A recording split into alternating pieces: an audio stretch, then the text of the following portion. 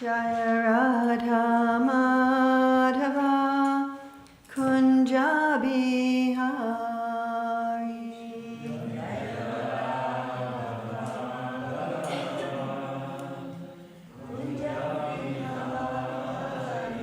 Jaya Radha Madhava Kunja Bihari.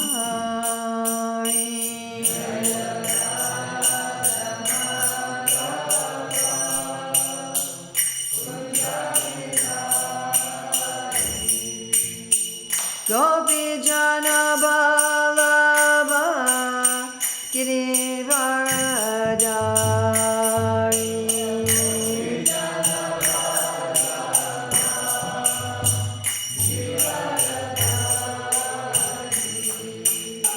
Gopi Jana Ballabha Girivaradari.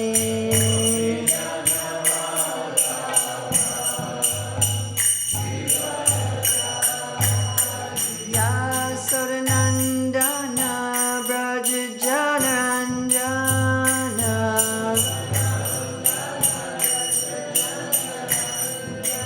Yasodanandana Braja Janaranjana.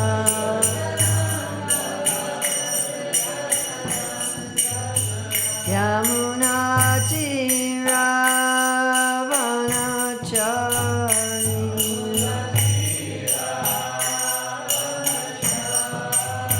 Yamunatiravanachari.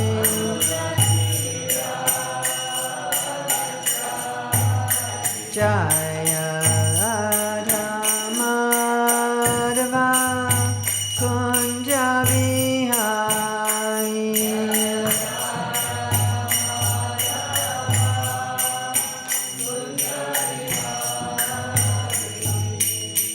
Gopi Jana Ballabha Girivaradari.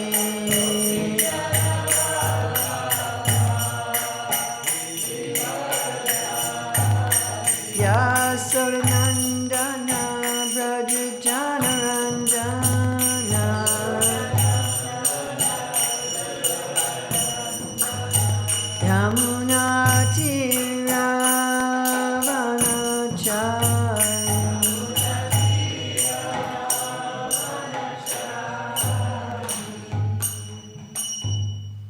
Jai Om Vishnupad Paramahamsa Parivrajagacharya Asatara Sadashri Shrimati A.C. Bhaktivedanta Swami Maharaj Prabhupada Ki Jai. ISKCON Founder Acharya Srila Prabhupada Ki Jai. Ananta Koti Vaishnava Vrinda Ki Jai. Namacharya Srila Haridas Thakur Ki Jai.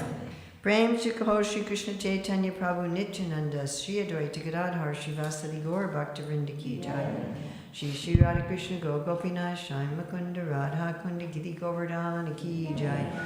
Vrindavan Dhama Ki Jai. Mathura Dhama Ki Jai. Navadvip Mayapur Dhama Ki Jai. Jagannath Puri Dhama Ki Jai. Ganga Maya Jamuna Devi Ki Jai. Bhakti Devi Ki Jai. Tulsi Maharani Ki Jai. Samaveta Bhakta Vrinda Ki Jai. Gaur Premanande. All glories to the assembled devotees. All glories to the assembled devotees. All glories to the assembled devotees. All glories to Sri Guru and Gauranga. All glories to Srila Prabhupada. Nama Om Vishnu Padaya Krishna Prastaya Bhutale Srimate Bhaktivedanta Swami Niti Namane. Namaste Saraswati Deve Gauravani Pachani Nirvisesha Shunyavadi Pasvachadi Shatani. Vandeham Shri Guru Shri Yuta Padakamalam Shri Guru Vaishnavamscha Shri Rupam Sagrajatam Sahagana Raghunatam Vitam Stam Sajivam Sadvaitam Satdutam Parijana Sahita Krishna Chaitanya Devam Shri Radha Krishna Padam Sahagana Lalita Shri Vishakam Vitamscha Vanchikalpa Chubhischa Kripasindadevacha Patitanam Pavaneyo Vaishnavaya. Om Namo Bhagavate Vasudevaya. Om Namo Bhagavate Vasudevaya. Om Namo Namo Bhagavate Vasudevaya. Om Namo Bhagavate Vasudevaya. So it's October 11th, 2024 in Radhadesh in Belgium. And we're going to be reading the third verse of the Catur Sloki, which is Srimad Bhagavatam, Canto 2, Chapter 9, Text 35. And it is also Sri Chaitanya Charitamrita Adi Lila 1, Text 55. Yata Mahanti Bhutani Bhutekshuka Vacheshvanu Pratistanya Pravishtani Tatateshu Nateshvaham. Please chant. Yadamahanti Bhutani Bhuteshu Chavaseshvanu Bhuteshu Chavacheshvanu Pravishtani Apravishtani Tatateshu Nateshvaham. Yatamahanti Bhutani Bhuteshu Chavateshvanu Pravishtanya Pravishtani Tatateshu Nateshvaham. Yatamahanti Bhutani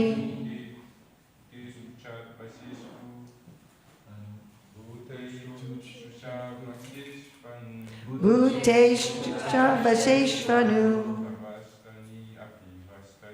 Pravishtanya Brivashtani Tatateshu Nateshvaham. Yatamahanti Bhutani Bhutesu Chavateshvanu Pravishtanya Pravishtani Tatateshu Nateshvaham. Any ladies? Yatamahanti Bhutani Bhuteshu Chavateshvaham Pravishtanya Bhuteshvani Tatateshu Nateshvaham. Yatamahanti Bhutani Bhuteshu Chavateshvanu Pravishtanya Pravishtani Tatateshu Nateshvaham. Yatamahanti Bhutani Bhuteshu Chavateshvanu Pravishtanya Pravishtani Tatateshu Nateshvaham. By the way, we see a very common Sanskrit construction here with yata, tata. Yata, tata. You see, because, therefore. So like if, then. Like in English we say, if this, then this. So in Sanskrit you often find this yata, tata. Those of you who studied Manashiksha in the 8th verse, there's a yata, yata, yata, then tata. So you'll see this grammatical construction all the time. Yata. Just as. Mahanti. The universal. Bhutani. Elements. Bhuteshu ucha avachesu. In the minute and gigantic. Anu. After. Pravishtani. Entered. Apravishtani. Not entered. Tata. So. Teshu. In them. Na. Not. Teshu. In them. Aham. Myself. Srila Prabhupada's translation in the Bhagavatam is, O Brahma, please know that the universal elements enter into the cosmos and at the same time do not enter into the cosmos. Similarly, I myself also exist within everything created and at the same time I am outside of everything. Srila Prabhupada's translation in the Chaitanya Charitamrita. As the material elements enter the bodies of all living beings and yet remain outside them all, I exist within all material creations and yet am not within them. And I also want to read Bhanu Swami's translation. Just as the elements enter into all beings and also remain separate, I enter into all beings and remain separate when I perform my pastimes. In pastimes related to the material world, I remain detached, and in pastimes related to devotees, I am attached. So our acharyas say that this particular verse is an expansion of a verse that the Lord spoke to Brahma right before speaking the Catur Sloki. So this is text 31, where it can't be that, it's not that one. Oh, now I have lost it. I wrote down it was 31. Oh yes, it is 31, okay. So in 31, I was bewildered by the Sandhi. In 31, in the third line, we have sa rahasyam, with rahasyam. And rahasya means a mystery. So in these purports, in the Bhagavatam purport, there's 13 times Srila Prabhupada uses the word mystery.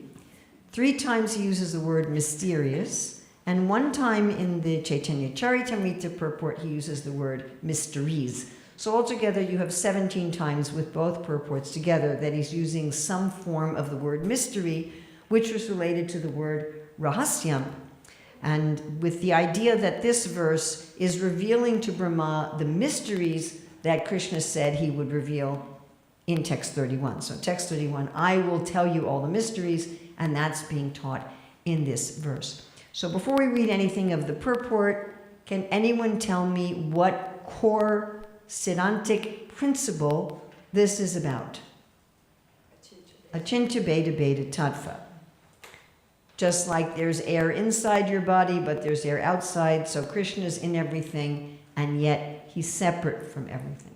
So of course, Srila Prabhupada already talked about this a lot with the first verse, which the Sanskrit of the first verse was just talking about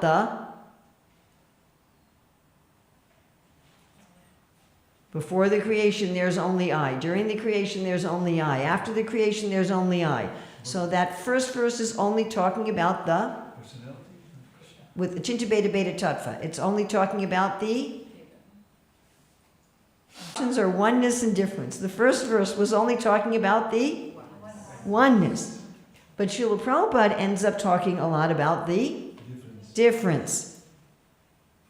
Using what word that was in the first verse that was there twice? It is only I that exists before, only I that exists now, only I that exists afterwards. Which Sanskrit word? Aham. So by focusing on the Sanskrit word aham, Prabhupada talked mostly about the difference. By the way, why is it when the Shastras talk mostly about the oneness or about both, does Srila Prabhupada concentrate on the difference? For us not to take it wrongly, that everything is God. But everything is God, so that wouldn't be wrongly, my dear. I am God. To stress personalism. To stress personalism. To stress personalism, yes, because his mission is nirvisesha shunyavadi, to stress personalism. Does this mean that the oneness is untrue? No. So we should keep that in mind. Srila Prabhupada, when there's ever a verse that just talks about oneness, he'll always bring in, or almost always bring in, the difference. Okay, the second verse was about the appearance of difference. Whatever appears to be a value, if it's without relation to me, has no reality. Know it to be my illusory energy, that reflection, which appears to be in darkness. So the second verse was about, if you think there's a difference, then you're in Maya. That is Maya. The very definition of Maya is if you see anything of value without relationship to Krishna, if you see a separation. So then the question can be, well, is there any real type of separation? So the answer here is given in this verse. Yes, there is also a real type of difference.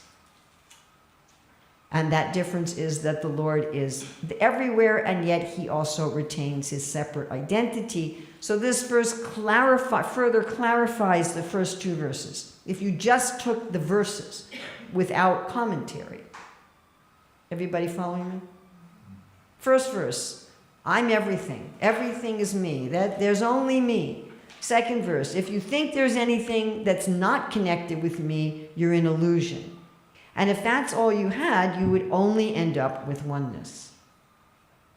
Just at least by the literal meaning of the words. So then you come to this verse, hey, but I also haven't entered. I'm also not there. There's the verse in the Bhagavad Gita, Mayam tatamidam sarvam jagadavyaktamurtina matstani sarvabhutani nataham te svavastitaha. That I'm not there. And that's one of the verses that we would teach to our Gurukul students. And I remember one time teaching this verse and talking about it, how Krishna says, everything's my energy, but I'm not there. Mm-hmm. And then we took a break, and 2 6-year-old students were arguing. They said, I don't think Mother Urmila understands Krishna consciousness. Because Krishna is in everyone's heart, and she just told us that he's not there. And so, all right, so again, we don't have time to read the whole Bhagavatam purport. We can read the whole CC purport, and I'd like to do that. The gross material elements, earth, water, fire, air, and ether, combine with the subtle material elements, mind, intelligence, and false ego, to construct the bodies of this material world, and yet they are beyond these bodies as well. Any material construction is nothing but amalgamation or combination of material elements in varied proportions. These elements exist both within and beyond the body. For example, although the sky exists in space, it also enters within the body. Similarly, the Supreme Lord, who is the cause of the material energy, lives within the material world as well as beyond it. Without his presence within the material world, the cosmic body could not develop. So there Prabhupada's talking about Krishna as the what? Well, he's talking about unless Krishna enters the universe, it couldn't develop. So he's talking about Krishna as the engine, the source. We have a word we use all the time. Starts with an S. Super soul. Padam Atma, the super self. Super soul. So like Queen Kunti says, oh, personality of the form of the universe, O soul of the universe. She says, O soul of the universe, O personality of the form of the universe. So Krishna is the universal soul. Prabhupada says we're all cells in the body of the universe. There's one soul for the universe. That's Krishna. And we are all little souls within that body. Like I'm the big soul in this body. But all the little cells in my body are also alive. Yes? They have their own little lives. They do. I mean, my skin cells, my muscle cells, my stomach cells, my brain cells, they have their own little lives. They're doing their own eating, their own sleeping, their own respiration, their own reproduction. Yes? And I would hazard an educated guess that they probably have no idea that I exist. They probably don't realize that they're part of a comprehensive mechanism that has a predominant soul, namely myself. So similarly, in the universe, we're going about our business and as part of the universal body, generally completely unaware that we're part of a complete mechanism where there's a predominant soul, namely God. But he's also the body of the universe. So I am not this body. I am separate from this body. But Krishna is also his form. So he is the soul of the universe, and he is also the universe itself, as he explained in the first verse. Okay, without his presence within the material world, the cosmic body could not develop, just as without the presence of the spirit soul within the physical body, the body could not develop. The entire material manifestation develops and exists because the Supreme Personality of Godhead enters it as, what did we already say? Super soul, or Paramatma. The personality of Godhead, in his all-pervading feature Paramatma, enters every entity from the biggest to the most minute. Now this is something like, we're in this body, we're the big important soul in this body, and our influence pervades all the cells of the body, doesn't it? Right? If I get a stomach ache, I feel that. My consciousness is there in the cells of my stomach, although they're all individual living entities. I can feel something of what they're going through. There's one super soul, but the super soul is also pervading and within every living being and also within every atom. So even within matter, we already talked about this, how like my hair and the ends of my nails are dead, but I have some awareness of them, even though they have no awareness of themselves. So the Lord's consciousness is spread throughout the material universe, within the bodies of all living beings like us, and within this microphone stand as well. Yes? Does that mean that the material energy is not conscious of the super soul? The material energy is not conscious of itself, but Krishna is the consciousness of the material energy. The material energy has a consciousness. God is conscious of it, it's part of his body, but it cannot be aware of itself. So the living part of my fingernail has an awareness of itself. Those cells that are alive, they have some awareness, I am alive. On some level, they have some awareness like that. But the dead fingernails, the dead part, does not. But I have an awareness of both. So there's really a lot of non-consciousness in the material energy. But there isn't ultimately any non-consciousness in the material energy because Krishna has his consciousness of everything. So in one sense, Sarva Kalamidam Brahman, Vasudevam Sarvamiti, everything is alive.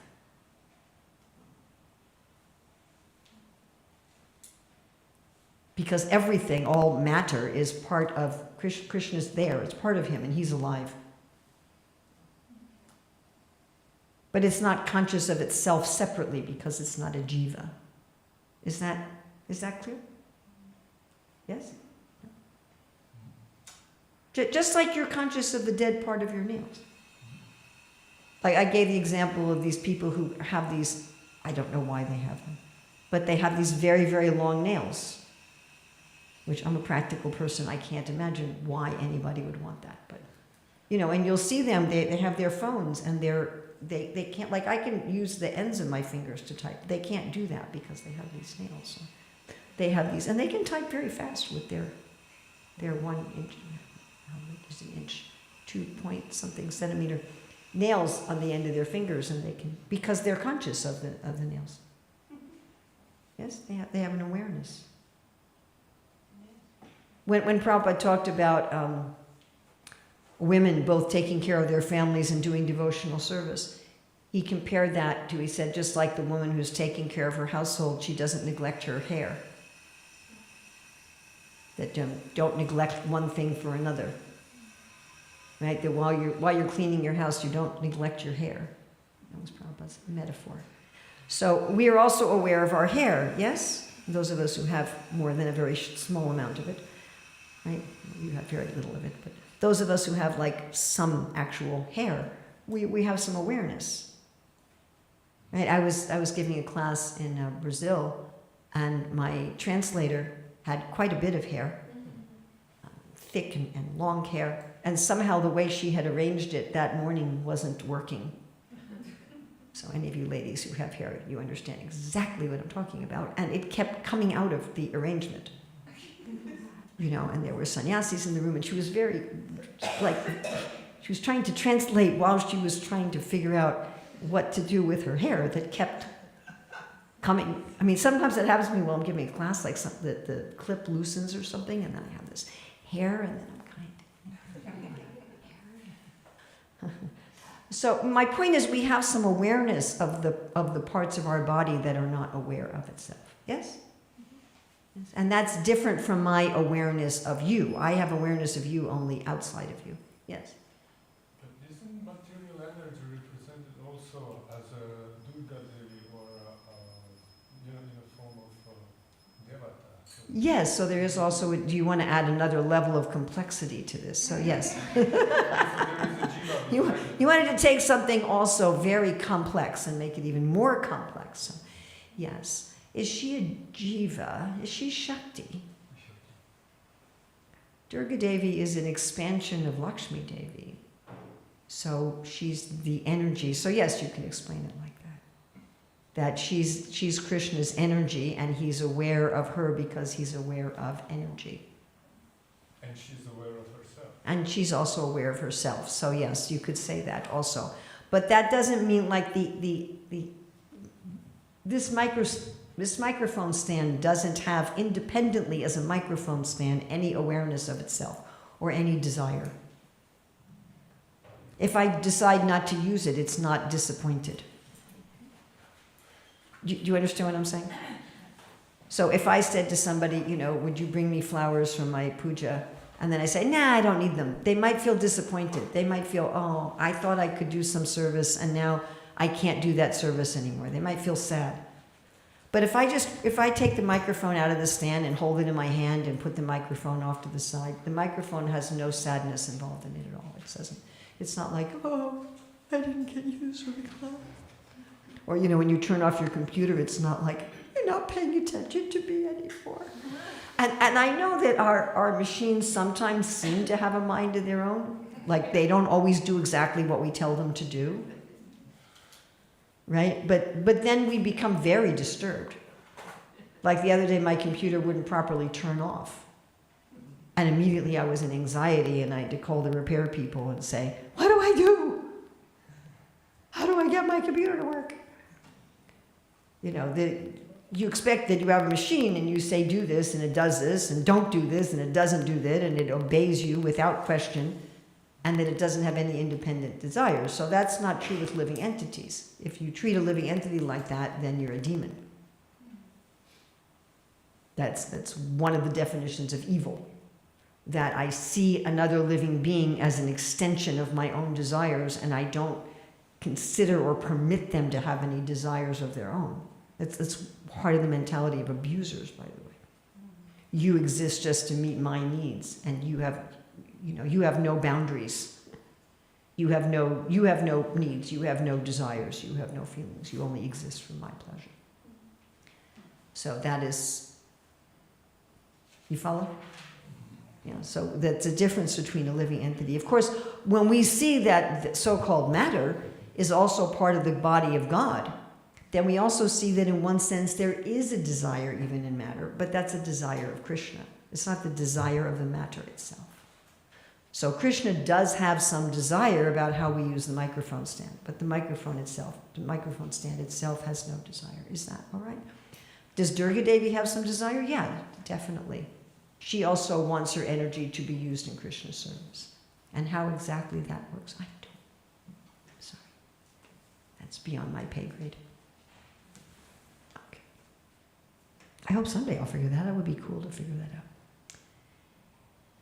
His existence, the supersoul, can be realized by one who has a single qualification of submissiveness. Now that's interesting because we often talk about what's the only qualification, and sometimes we'll say, what are some other answers if we could give to this? Eagerness. Eagerness. Excellent. Srila Rupa Goswami says that. Only qualification is eagerness. What else could we say? Only qualification is? Faith. Faith. What else? Surrender. Enthusiasm, like eagerness. Dedication. Love. Right? So it's interesting that there'll be many statements saying, this is all you need. Now that doesn't mean they're all contradictory. It means they're all true. That any one of them is sufficient. If you just have full faith, if you just have full surrender, if you just have full eagerness, if you just have full love, that's sufficient. So here, it's anyone who has the single qualification of submissiveness and who thereby becomes a surrendered soul. So submission leading to surrender. The development of submissiveness is the cause of proportionate spiritual realization. So how submissive we are, that's how realized we are. By which one can ultimately meet the Supreme Lord in person as a man meets another man face to face. By the way, it's fascinating to me that in the Judeo-Christian tradition, that the majority of those adherents are more or less or in various ways impersonal. But it says in Exodus that Moses spoke to God face to face as a man speaks to another man. Which is exactly what Prabhupada is saying here. One can ultimately meet the Supreme Lord in person as a man meets another man face to face. So, if they tell you that in their tradition God has no face, you can tell them, I'm sorry, that's not actually what's in your tradition. But just like we had Sankaracharya go through the Vedas and reinterpret everything impersonally, so they also had various persons who did that. You know, it was Maimonides or the Ramban who went through the whole Old Testament and all the Jewish tradition and reinterpreted everything impersonally. At the time he did that, he was considered a heretic. And he was rejected. And later, they changed and they accepted him as the main acharya. And he actually transformed the whole tradition, which of course also affected Christianity. So though in Christianity they accept that Jesus is a person who has a face, they have this idea that God is kind of faceless. And of course the Muslims completely think like that. The Muslims are very, very, very extreme impersonalists. That God has no form, that God has no face, that God has no person. Although they accept the Bible. So the Muslims accept the Bible as Holy Scripture, but still they have this very extreme. Now this is very important what Prabhupada is going to say in this paragraph as relates to the commentaries of previous acharyas.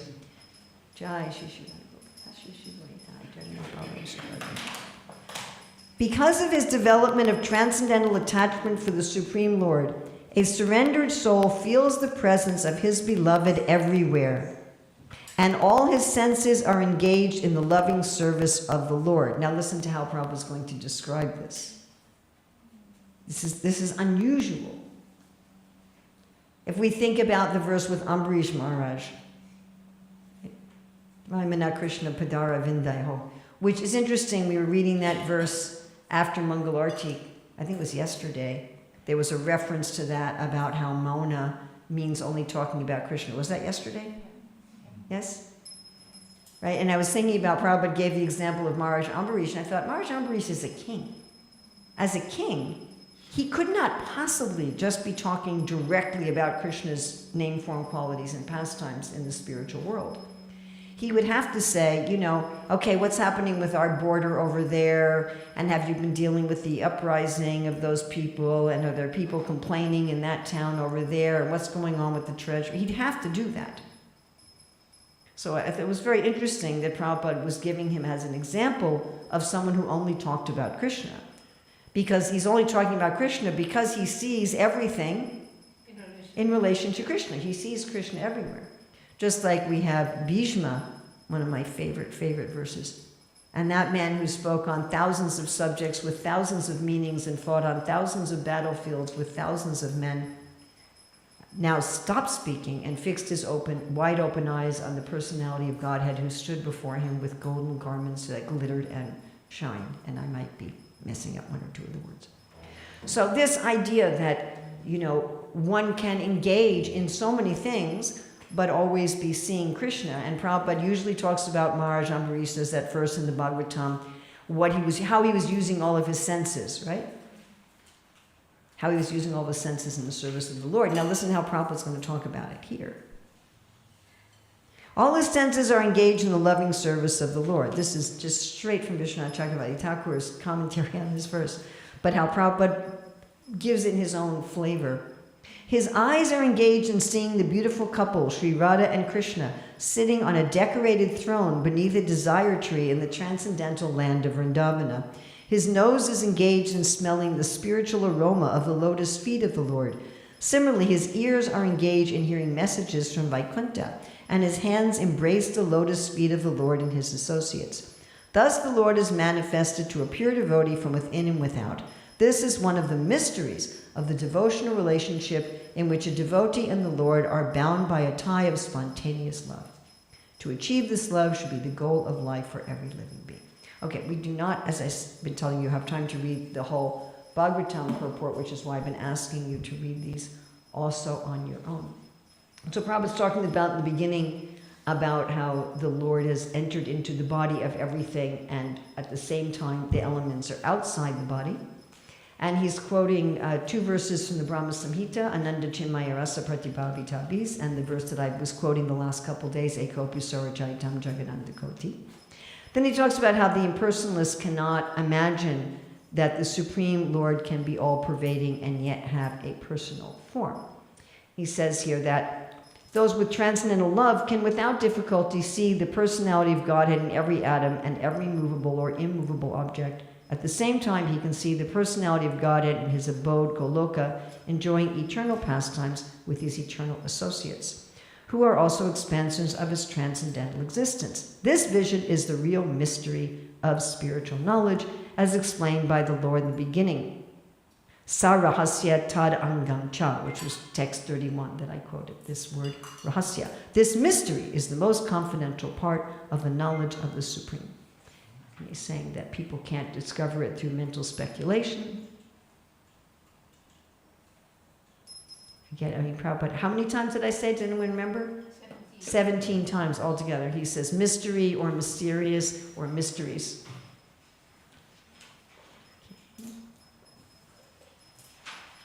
Yeah, the last sentence here is, if one is fortunate enough to have received the knowledge in the transcendental disciplic succession, surely he will have the chance to understand the mystery of the Lord and that of the Srimad Bhagavatam, the sound incarnation of the Lord. Now there's also a place here where Prabhupada's talking about television. And I don't know if I can find it.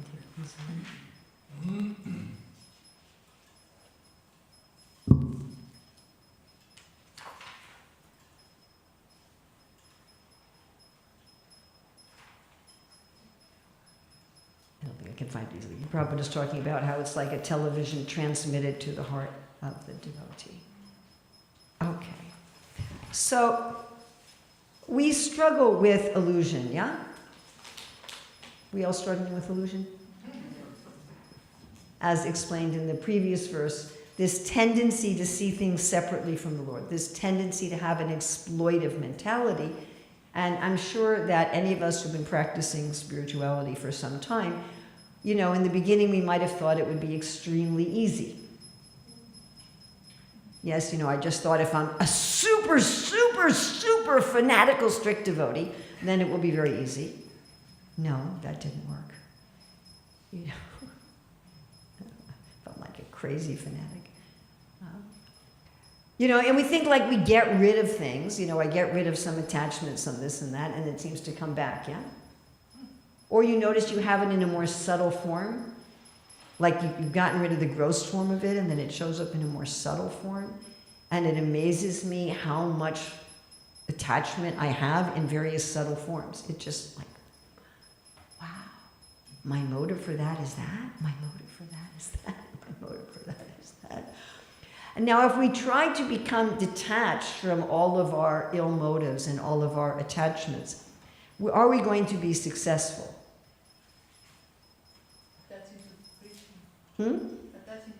By attachment to Krishna, yeah.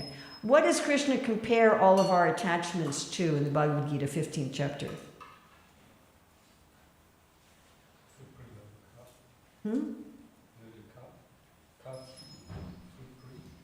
Oh, a calf's footprint? Oh, that's in the 10th canto, chapter 2 and chapter 14. And one of my favorite philosophical points, but you're jumping ahead. Branches of a tree. What kind of tree? A banyan tree. How many of you have ever seen a real live banyan tree? You have one? You have a real live one? Like a growing one? You do? in a pot. You have a banyan tree in a pot? A banyan tree in a pot? How big is your pot? My God, Krishna, you can't grow banyan. If you've ever seen a real banyan, they take everything over. And they wouldn't grow outside here, right? It's too cold. So you keep it in a pot. That poor tree. Oh my God, you're constantly cutting off its arms and legs. Right? And have you ever seen a real banyan tree? Like, how are you going to cut down a banyan tree? It would be at least a very well-established Indian one. The Chinese ones are not, they're not as expensive. But for the Indian ones, you know, it would be a lot of work. They can cover a whole acre, you know, they can spread everywhere. They're So material attachments is like that. It's like this very complicated banyan tree. You can't even tell where it begins. A really established one, not one in a pot.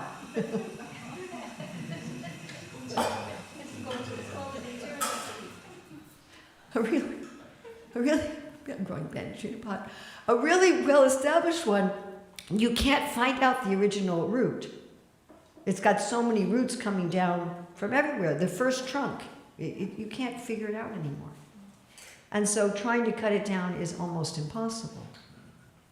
Right? And then Krishna says, with the sword of knowledge, just cut through this. Which always reminds me of Alexander the Great, when he was told that anyone who could untie the Gordian knot could conquer the world. And no one had ever been able to figure it out. He just took a sword and cut it.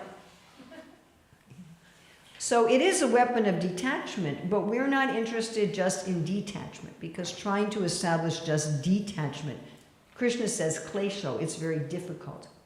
And it's almost impossible, because by nature, we're in relationship. By nature, we do not exist separately from relationship. Like these people who want to posit that we're not intrinsically persons, that we have the potential to become a person, like Darwin kind of claims, that matter can become alive, but that we're not intrinsically persons. So if we're not intrinsically persons, we don't intrinsically have any relationship with anything. I guess we're just floating something out of it.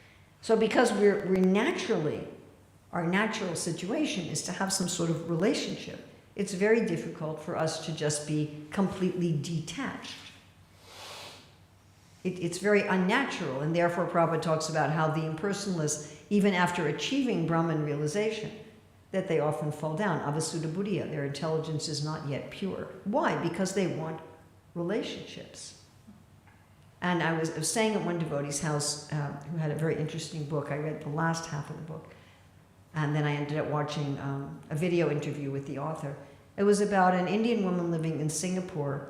She was a very spiritual person, but she was impersonalist. She believed ultimately that everything is impersonal. So she got cancer, and she died in the hospital from cancer. And her cancer had advanced to the point that she had complete organ failure. All of her organs failed, including her skin.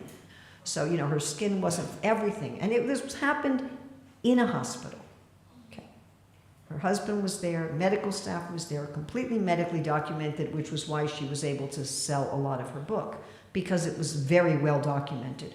So she left her body, and when she left her body, she had this kind of merging experience. Now, it must not have been completely Brahman. There must have been some aspect of Paramatma in her experience. Because she said when she was out of her body that she felt that she was everyone and everyone was her.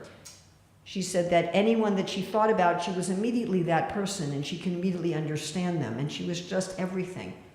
And she felt great peace and great happiness beyond material happiness.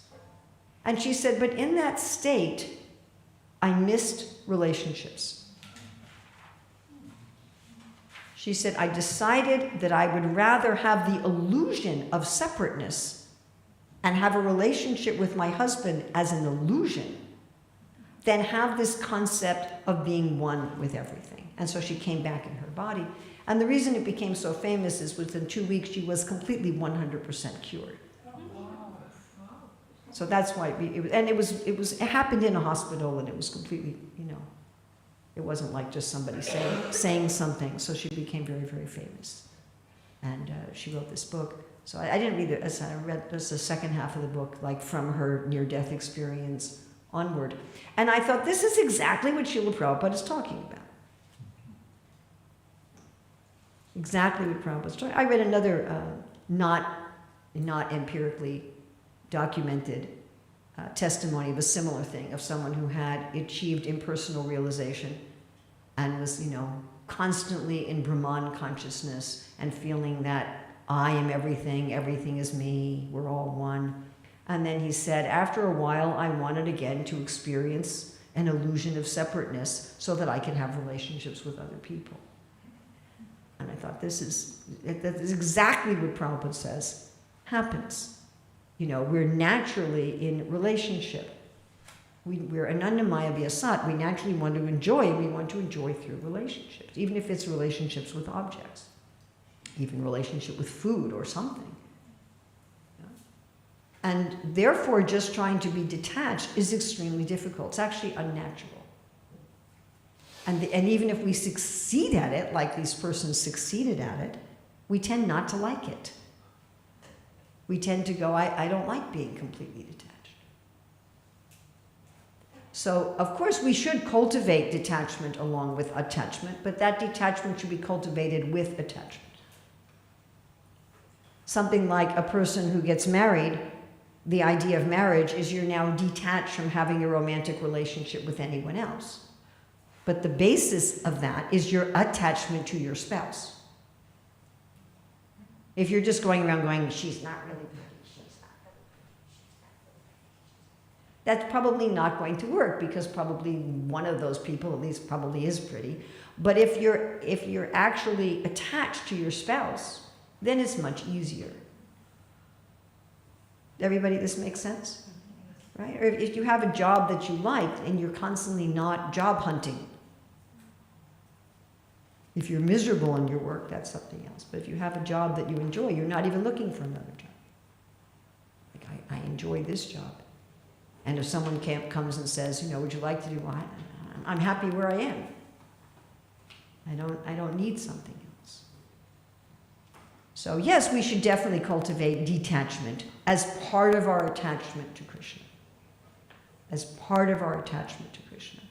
We therefore cultivate detachment from seeing things separately from him. All right, so I want to focus on this mystery of attachment to Krishna.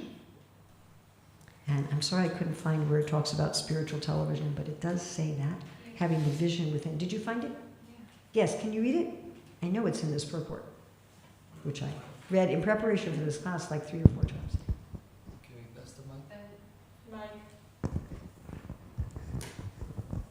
The man with a poor fund of knowledge cannot understand, although by material science one can see things far away by means of television.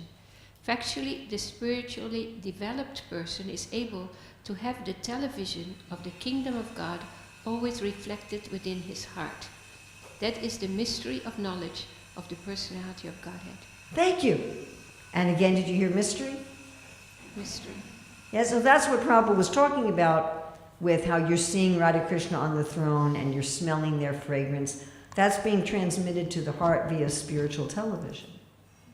Just like right now in this room, there's definitely radio signals and television signals, correct? They're going through this room. And if you had a TV set or a radio, you'd pick it up. Just like there's Wi-Fi signals, and if you have a phone that's connected, you can pick it up.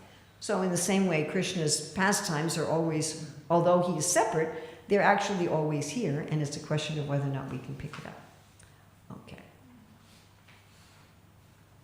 So Srila Prabhupada also makes the point in the Bhagavatam purport that Lord Brahma's desires are all spiritual and they're also all fulfilled. And he also talks about this as a mystery. That how is it that he has all spiritual desires and they're all fulfilled? One of our frustrations, at least for me, in this world, is that so many of my desires are not fulfilled.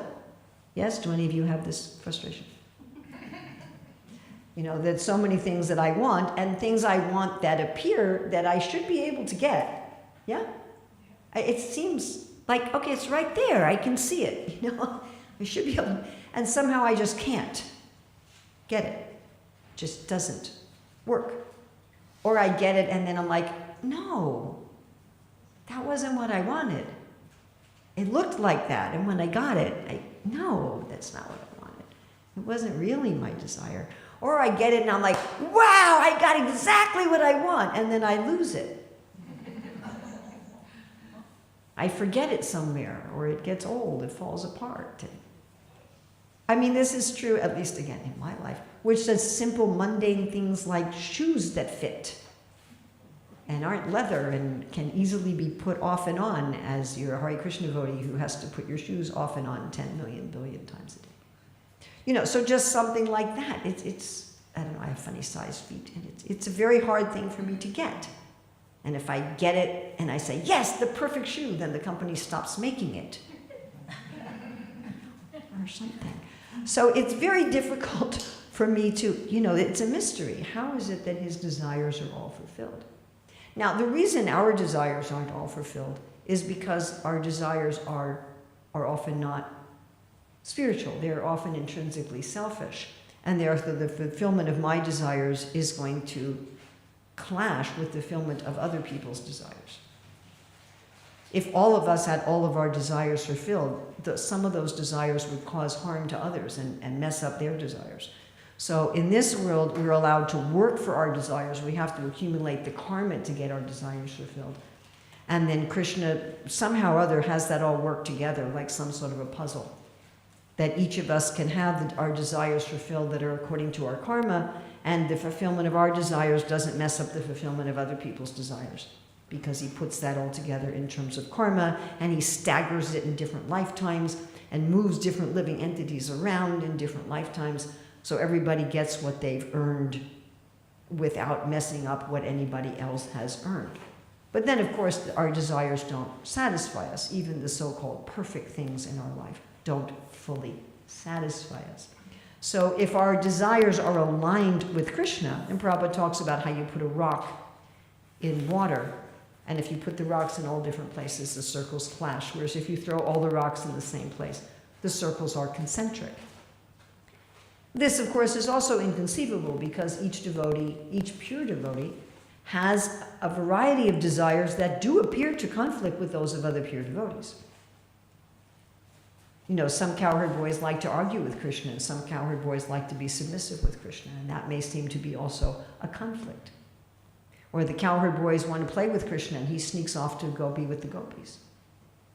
And the cowherd boys say, where's Krishna? We want him to be with us. And the gopis are like, oh, no, we want him to be with us. You know, and meanwhile, Mother Yasoda and Nanda Maharaj are crying back in the village where Krishna's in the forest. We want him to be with us. And then when Krishna leaves the forest and goes back in the village, then the deer are crying, and the trees in the forest are crying. We want Krishna to be with us. I mean, Kunti was bewildered by this. She's like, okay, I'm attached to my paternal family. I'm attached to my father and mother's family. I'm also attached to my husband's family, but they live in different places. And I want Krishna to be with both my birth family and my marital family, and I don't know what to do. So Krishna, just sever my attachment to all of them. Just break my attachment to everybody, because I'm just stuck here in this attachment of you should be here or you should be there.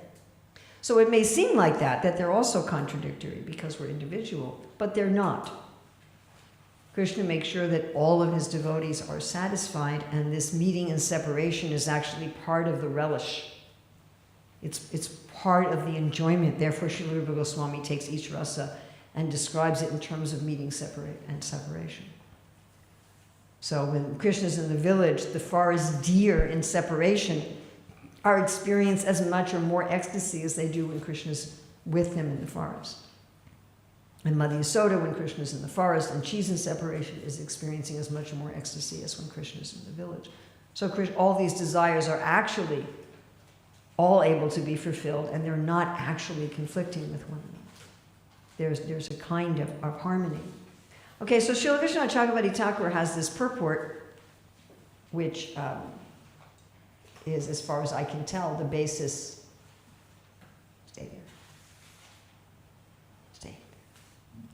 all these notes everywhere.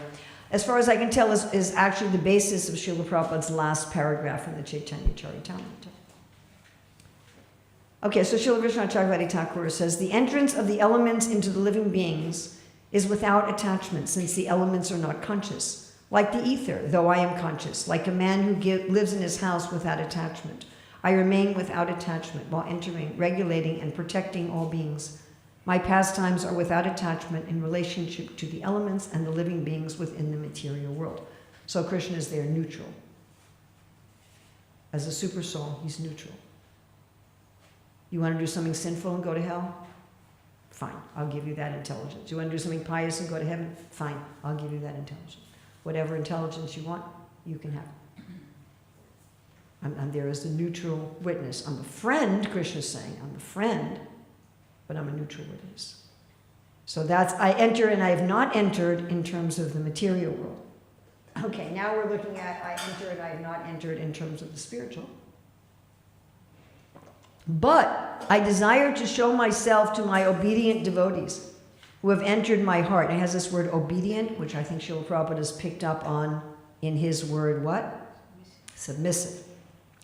But I desire to show myself to my obedient devotees who have entered my heart, who have perfected themselves and bowed to me, remaining separate, not entering their heart. I desire to offer my beauty to their eyes. I desire that my fragrance enters their nostrils, and desire to fill their ears with the nectar of my sweet voice, speaking with them and answering them. I desire to make their limbs experience the sweet softness of my body by touching and embracing them. Thus situated inside my devotees and externally as well, I perform pastimes with great attachment for my pure devotees beyond the gunas who I cannot give up. So in reading this, I'm struck with the fact that Krishna wants us to enjoy him.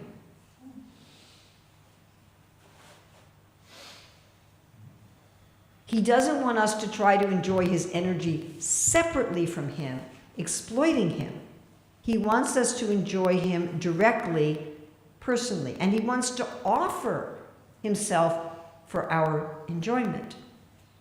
So also by Srila Vishwanath Chakravarti Thakur is Madhurya Kadambini. If you have not read this book, please do yourself a favor and read this book. It's only about this thick. It's a very, very small book. You could read it in an afternoon. And it's explaining Shraddha to Prema. So this is in the section on Prema. The Lord first reveals his beauty, Saundarya, to the eyes of the utterly astonished devotee. The sweetness of his beauty makes all the senses and the mind become like eyes to see the Lord. The resulting symptoms of ecstatic love, such as tears, shivering, and being stunned, cause the devotee to swoon in ecstasy. To revive him, the Lord next reveals his fragrance, Saurabhya, to the nostrils of his devotee. And all the devotee's senses and mind take on the quality of the nose to smell. As the devotee starts to swoon a second time, the Lord says, "Oh, my devotee, I am fully under your control. Please don't be disturbed. Just realize me to your full satisfaction."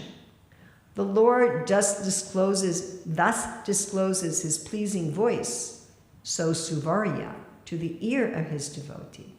And as before, all the senses become like ears to hear. As his devotee swoons a third time, the Lord mercifully gives him the touch of his lotus feet, hands, or chest, revealing his delicate softness, so Kamarya, according to the different rasas of the devotees. To those in servitude, he touches his lotus feet to their heads. To those in the mood of friendship, he grasps their hands. For those in the mood of parental affection, he gives the touch of his hands by wiping away their tears. For those in conjugal mood, he awards his tender softness by embracing them to his heart with his long arms.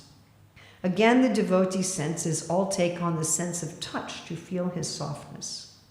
At the start of the fourth swoon, the Lord restores him by giving his fifth madhurya the taste of the nectar of his lips, so rasya. By this he reveals only to those who at that time are in the mood of conjugal love and desire this, but not to others. The devotee's senses all take on the sense of taste, and he faints for a 5th time. This blissful swoon is so deep that the Lord can revive him only by bestowing his 6th quality, Audarya. Audarya refers to the state where all the Lord's qualities, beauty, fragrance, sound, touch, and taste, forcefully manifest at once to the devotee's various senses. Now, by the way, if you felt bad for the non-conjugal devotees who didn't get to taste the Lord, please don't, because everyone gets to taste the Lord in the form of prasadam, which Sri Chaitanya Mahaprabhu says the wonderful taste of prasadam is the taste of the Lord's mouth, which is why prasadam tastes extraordinarily better than its material ingredients. You've had this experience? Yes? So the Lord wants, his greatest pleasure is for us to feel pleasure at him. Now, this is why Lord Chaitanya Mahaprabhu was praying for ecstasy. When will my eyes be decorated with tears of love, flowing constantly when I chant your holy name? When will my voice choke up? When will the hairs of my body stand on end at the recitation of your name? And Srila Krishnadas Kaviraj says, well, this sounds very selfish. Like, when am I going to feel ecstasy? But he says, no, it's not. It's a manifestation of love. Think about the greatest gift that somebody can give to us. What's the greatest thing someone can do for us? Money. Money. That's actually not true. It's actually not true. And there are several reasons why it's not true. First of all, the money may have strings attached. They may be giving you money because they want something. Second of all, money is useless in and of itself. If you just have a whole bunch of money, it has absolutely no value to you at all. You have to spend it on something. And if you already have the things that money can buy, money has no value to you. If you already had security and you already had peace and you already had pleasures and you already had freedom, which are the kind of things, and status, which is what we want money for, you wouldn't need money at all. Is that clear? But money in and of itself, it really isn't very important. It's important in terms of what it gets us. So no, the greatest thing that someone can give you is that they feel joy by your existence. This is the main reason people want dogs. I mean, they may also want a dog as an excuse to go out and get exercise, but I don't think that's so true anymore. I mean, when I was growing up, people didn't like walk or jog for exercise. And so if you wanted to go and take a walk regularly, you pretty much had to have a dog with you. But people mostly want a dog so that when they come home, the dog is, oh, I'm so happy to see you. And I tell the story of how we had slugs in our garden. Do you all know what slugs are? They're like snails without shells, and they just devastate a garden. And I could not get rid of them. And then I read that ducks eat slugs. So I bought a couple of ducks. They ate this, I mean, they were so thorough in their eating of the slugs that even after we gave them away to a teaching farm where they wouldn't be killed, we had no slugs for the next 5 years. They completely got rid of the slugs. And somehow they got very attached to my husband. I have no idea why. He didn't do anything for them. It was only the kids and I who did anything for these ducks. But they just fell in love with him. And when he would come home from work, we were around a corner. So when his vehicle was like around the corner and 2 blocks down the other street, they could tell the sound of his vehicle. And as soon as it was like 2.5 blocks away, they would waddle over to the gate and they would be like, and he was so thrilled whenever he came home. I don't know if as his wife I ever gave him quite as enthusiastic as a reception as he got from the ducks. I would have had to have flower petals and musical instruments or something. I don't think I ever did that. So, he'd come home and he'd be greeted and he would just beam. The ducks are greeting me. So this is ultimately what we want. It's ultimately what we want. We want that people love us for ourselves, not for what we can do for them. And that they feel great joy just at seeing us. This is, we see someone we haven't seen for a long time. And, oh, I'm so happy to see you. I'm so happy to be with you. This is ultimately what we want, that we can be, and this is the ultimate spirituality, that I can be the catalyst for someone else's happiness. Prabhupada says the difference between spiritual and material is I'm happy at others' happiness. And material is I'm happy at others' unhappiness. So if I'm the catalyst for someone's happiness, spirit, that is the ultimate spiritual happiness. The ultimate evil is I'm the cause of someone's misery. Think about some people who torture others. You know, people who take delight in being, I don't know, torturers for the mafia or something. That's the height of evil. I've caused you to suffer. This is why meat eating is so sinful. I'm the cause of this other living entity's suffering. It went somewhere, right? On the bottom of your sari. The bottom. Ah, thank you. So, another interesting point in this regard, this is from 10:47:29. This is when Krishna is meeting the gopis. Where is Krishna going to be meeting the gopis? In chapter 47 of the 10th canto. It must be where? Kurukshetra.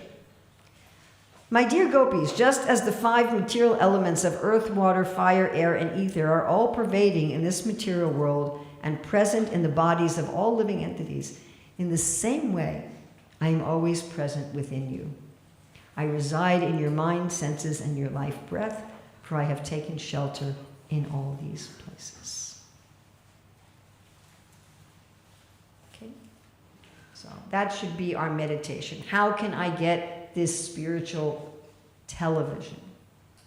Now, one thing I'd like to suggest that maybe we try to think about today is, what would I like to see in my spiritual television? What pastimes would I like to see? What would I like to be absorbed in? Srila Jiva Goswami says that the Lord enters our consciousness through the pathway of our meditation. That as we meditate on the Lord, he reciprocates with that. Lord Brahma says that the Lord takes whatever form we want to meditate on. So and Prabhupada says we can become perfect just by meditating on one pastime. We also have, in terms of Astanga Yoga, like Dhruv is meditating on the Lord within him, and he's getting this spiritual television in his heart. And then the Lord also appears outside of him. This is actually the 4th and 5th stages of meditation. The 4th stage of meditation, spiritual samadhi, as explained in Nectar of Instruction, text 8 purport, where Srila Prabhupada is quoting from Srila Bhaktisiddhanta. It's also explained in Harinam Chintamani and Jagabrahma by Srila Bhaktivinoda Thakur. It's also explained by Jiva Goswami in his Sandarbhas, and it's also explained in little bits and pieces all over the place. So the 4th stage of spiritual samadhi is where we have the spiritual television, and the 5th stage is where Krishna appears to us face to face. So we should certainly be meditating on how Krishna is the world. We should be meditating on how Krishna is the world, so that we're always talking about Krishna, even if we're talking about filling up the tank of the car with gas, or even if we're talking about how much it's going to rain today, that actually we're always talking about Krishna. And we should also be meditating on Krishna in terms of his spiritual activities. I think, what activities do I want to meditate on? What pastimes do I want to meditate on? And then Krishna will be attracted. And at a certain point, he'll say, all right, I'll show those to you. I'll reveal those to you within your heart. So I think we have like 2 minutes. There's so much, I'm sorry, on these verses that it's difficult. Does anybody have any questions? Oh, I know what else I wanted to do, actually, sorry. I wanted to look at my favorite Rahasyam verse, which is Bhagavad Gita 4:3. Saevayam maya teja yoga proktaha parantanaha bhaktosi me sakacheti rahasyam etad uttama. Because you're my devotee as well as my friend, therefore rahasyam, I will show you this mystery, how I can be everywhere and how I'm still separate, how I can have my pastimes in this world, where I enter this world, I am the world, I'm the soul of the world, and yet I'm detached, and how I have this spiritual pastimes that I enter the heart of my devotee and also show him all the aspects of my form in spiritual attachment. Is that all right? So we have our last verse tomorrow. The last verse of the Catur Sloki of how this truth is universal, eternal, and transcontextual. So anything good in this class was from Srila Prabhupada and our acharyas. Anything bad in this class was from me. Any mistakes are mine. So I hope that you can pick up the good and excuse the bad. Thank you. Srila Prabhupada ki jai.